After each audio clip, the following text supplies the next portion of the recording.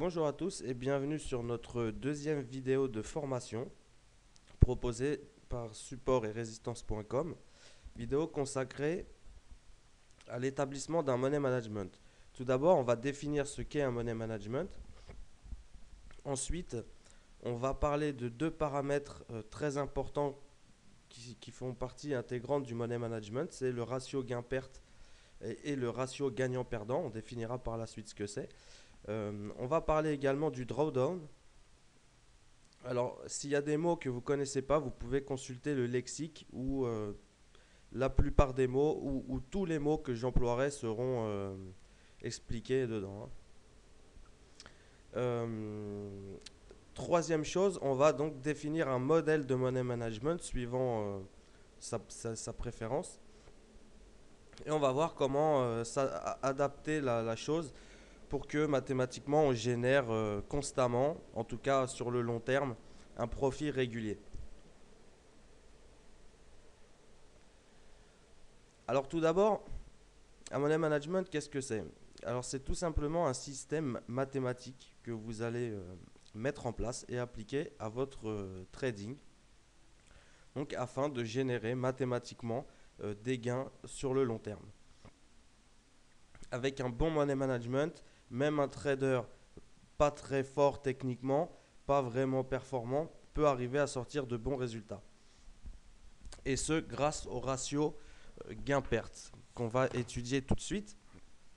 Donc voilà ce qu'est un money management. C'est tout simplement un système de gestion de votre capital qui va vous permettre de générer du profit, puisque le trading n'est pas un sprint, c'est un marathon, comme on dit. Et donc le plus important en trading, c'est pas de gagner, c'est pas d'avoir raison, c'est de pouvoir faire face aux mauvaises passes, aux mauvaises séries, sans pour autant creuser un trou insurmontable dans notre capital. Voilà, c'est le plus important en trading, c'est de survivre aux pertes, beaucoup plus important que de gagner.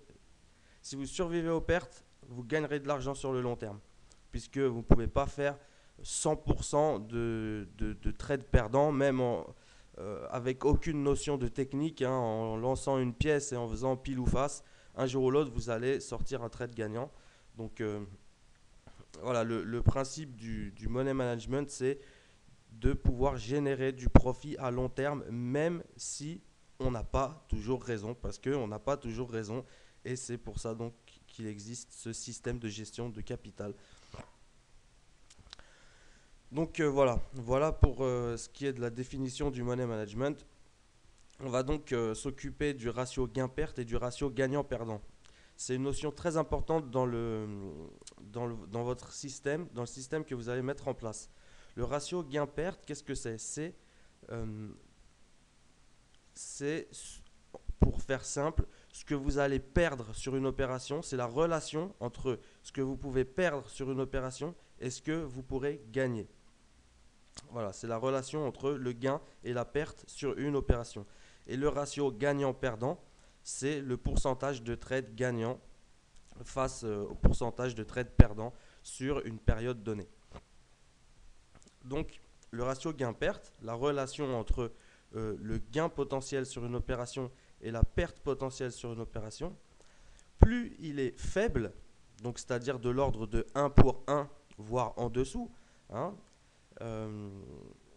plus votre ratio gain-perte est faible, plus vous devrez avoir un ratio gagnant-perdant élevé, forcément.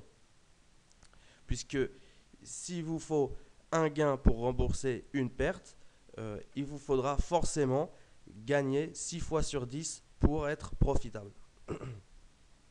Au contraire, si votre ratio gain-perte est élevé, vous n'aurez pas besoin d'un ratio gagnant-perdant élevé.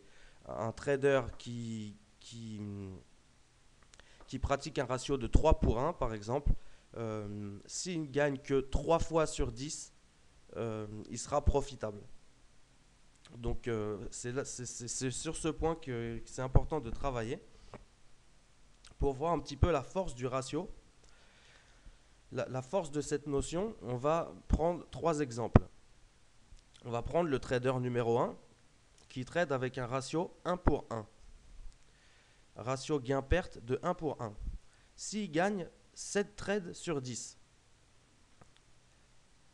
on va dire qu'il il risque 10 dollars sur chaque opération. Ce sera notre base pour les 3 exemples, 10 dollars sur chaque opération. Si le trader numéro 1 utilise un ratio de 1 pour 1 et qu'il risque 10 dollars par opération, s'il gagne 7 trades sur 10, vous pouvez faire le calcul en même temps si vous voulez. S'il gagne 7 trades sur 10, à la fin du compte, il aura 40 dollars. S'il perd 7 trades sur 10, il fera moins 40 dollars. Donc vous voyez, c'est très carré comme système, hein. On va prendre maintenant le trader numéro 2.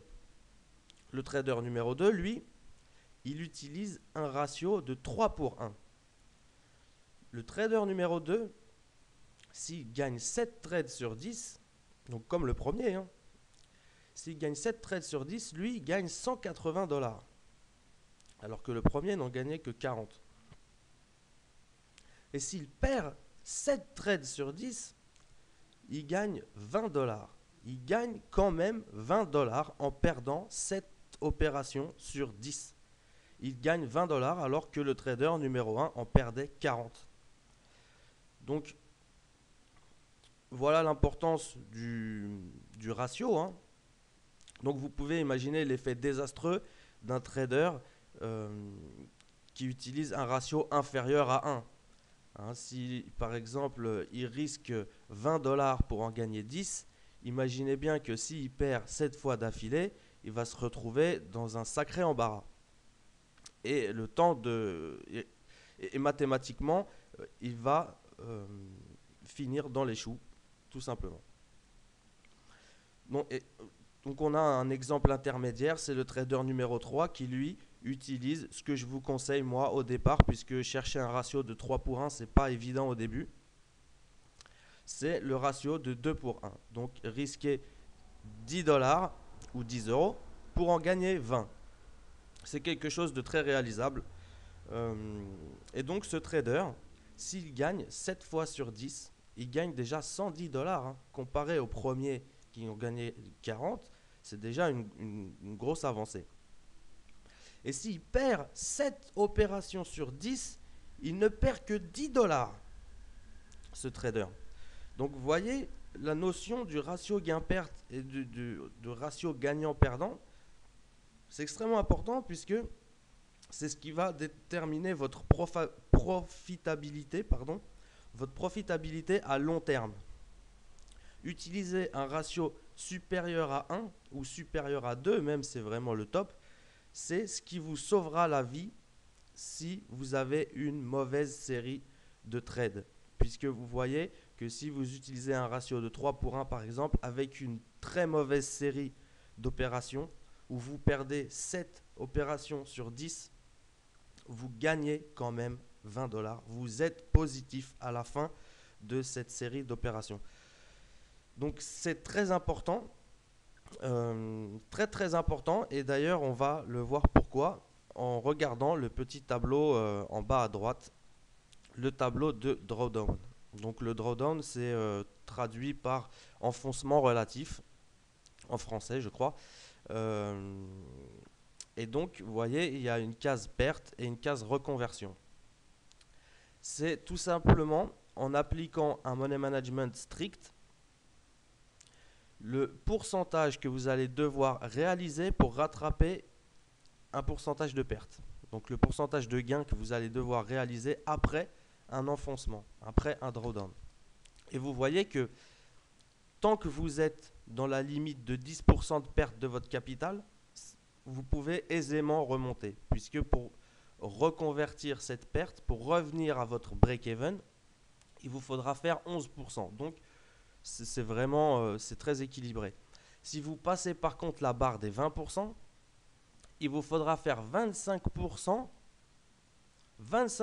de votre capital actuel, puisque bon, capital réduit de 20%, hein, il vous faudra faire 25% de ce qui vous reste pour revenir seulement à zéro. Donc 25%, ça commence à être énorme. Si vous perdez 30% de votre capital, vous devrez faire 43% pour seulement revenir à zéro. Donc vous voyez que vraiment, si on arrive déjà à 20%, ça devient vraiment extrêmement difficile de remonter la pente, euh, à part en faisant le casino, hein, mais c'est pas une solution, puisque au long terme, vous serez toujours perdant en jouant au casino sur les marchés. Et si vous arrivez à un enfoncement de 50%, vous allez devoir faire, écoutez bien, 100% de votre capital restant pour pouvoir non pas gagner de l'argent, mais seulement revenir à zéro.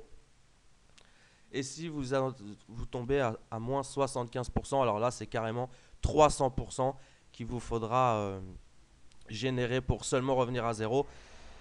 Mais à partir de 20% de perte, il faut vraiment se poser des questions sur sa méthode de travail, essayer de voir les choses qui ne vont pas, corriger ça avant de repartir, puisque après ça devient vraiment du suicide et psychologiquement c'est pas bon. On le verra dans la troisième partie sur la psychologie que ça a un effet très très pervers de rentrer dans un trop gros drawdown. Donc il faut vraiment veiller à ça. Euh, donc maintenant, voilà, on va pouvoir étudier nos deux modèles de money management. C'est des money management très simples, hein. C'est les plus simples. On en étudiera dans le niveau 5 des beaucoup plus compliqués, enfin beaucoup plus compliqués, non, mais des plus complets et qui peuvent changer la vie d'un trader un petit peu expérimenté. Donc deux modèles de money management. Le money management numéraire, vous allez vous fixer une somme par opération, une somme de perte par opération maximale. Et le deuxième modèle de money management où vous allez vous fixer un pourcentage de perte maximale par opération. Donc, ces deux money management très simples, hein, et très facile à mettre en place. Et moi, je ne vous cache pas que ma préférence va pour le deuxième en pourcentage, puisqu'on verra après, avec pareil deux exemples, hein, de traders, que c'est une approche beaucoup plus lisse et beaucoup plus long terme du trading. Et comme on l'a déjà dit, le trading, c'est un travail de long terme. Donc le money management en numéraire, c'est tout simplement, vous allez vous fixer, par exemple, vous avez 10 000 $, vous allez dire, je veux perdre 500 $ par opération. Et donc, toujours pareil, hein, par contre, avec un ratio supérieur à 1. Ratio gain-perte supérieur à 1, bien évidemment. Mais le risque, après le montant ou le pourcentage, suivant le modèle de money management, ça c'est suivant votre appétit au risque, suivant vos choix personnels. Mais pour débuter, vraiment, en tout cas au tout début, il ne faut pas risquer plus de 0,5%, 1% maximum du capital sur une seule opération. Revenons au money management en numéraire, c'est très simplement, c'est une somme que vous allez vous fixer. Voilà, vous avez 10 000 $, vous dites, je décide que ce sera 500 $ de perte maximum sur une opération. Simplement, attention, c'est pour ça que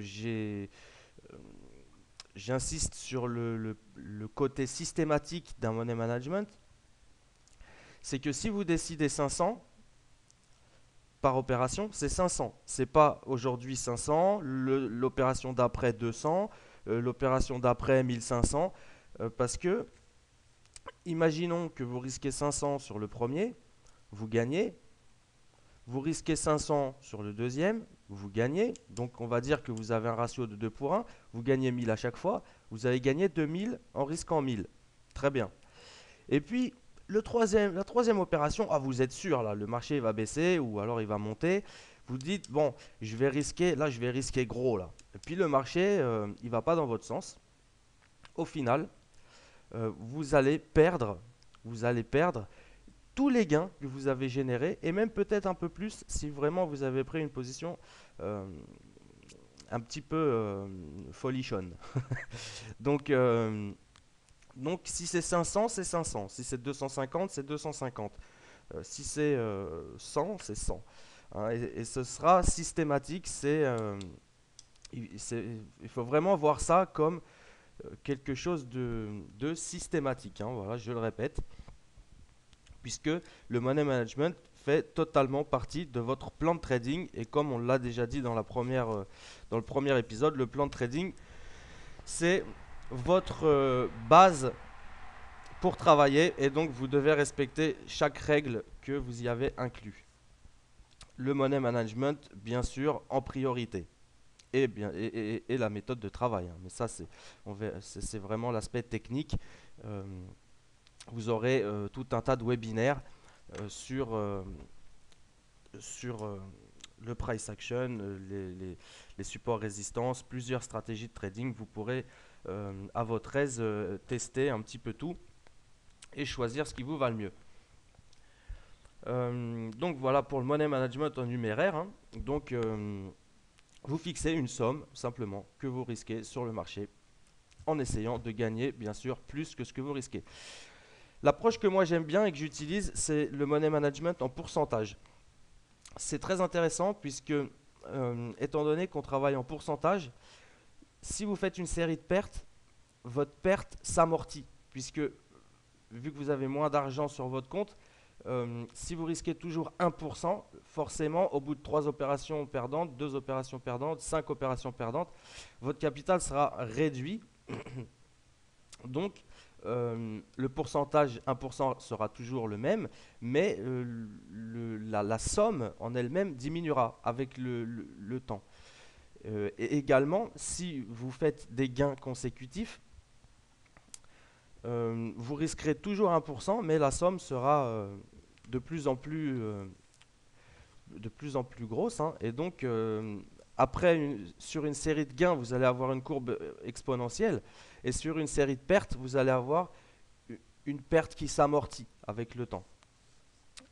L'idéal, bien sûr, c'est de pas trop perdre, comme on l'a vu dans l'exemple du drawdown. Donc, le money management en pourcentage, c'est très simple. Vous allez dire, voilà, je risque 0,5%, 1%, 2% de mon capital. Et pareil, comme dans le premier exemple, de manière systématique, vous ne devez surtout pas changer le pourcentage, parce que ça peut être vraiment catastrophique. Si jamais vous gagnez 1%, imaginons que vous risquez 1% sur chaque opération, donc tous les jours, pendant une semaine, pendant 5 jours, vous allez gagner 2% avec un ratio de 2 pour 1. Si jamais vous décidez par folie de prendre 5% ou 6% sur un coup de tête, vous allez annuler tous vos gains. Et donc là, le côté systématique du money management, qui est vraiment fait pour vous faire gagner, en le respectant, vous faire gagner à long terme, là c'est complètement à la poubelle. Donc très important, vous risquez toujours le même pourcentage par opération. Voilà. Donc on va voir un petit peu la différence entre les deux. Et pourquoi moi je préfère le money management en pourcentage, donc qui reflète pour moi vraiment la vision long terme du trading. Imaginons deux traders qui ont 1000 $ sur leur compte. Chacun décide de risquer 50%, donc la moitié. Le premier trader va risquer 500. On va dire le premier trader décide de risquer 500 par opération. Le deuxième trader, lui, donc, va risquer 50% par opération. La première opération est perdante. Pour faire vite. Hein. La première opération est perdante. Le premier perd 500, le deuxième perd 500. Jusque-là, on est OK. Puis vient la deuxième opération, qui est à son tour perdante. Le premier trader, il lui reste plus que 500. Il perd encore une opération, il lui reste 0. Le deuxième trader, lui, qui risque toujours 50%, il va encore perdre, mais il va perdre que 250. Donc, lui, par contre, il lui reste encore 250 alors que le premier trader, lui, est déjà out. Donc voilà, pour faire simple, hein, bien sûr, ça c'est vraiment un exemple très très rapide, mais ça se mesure sur le long terme également. Ça se mesure sur le long terme également.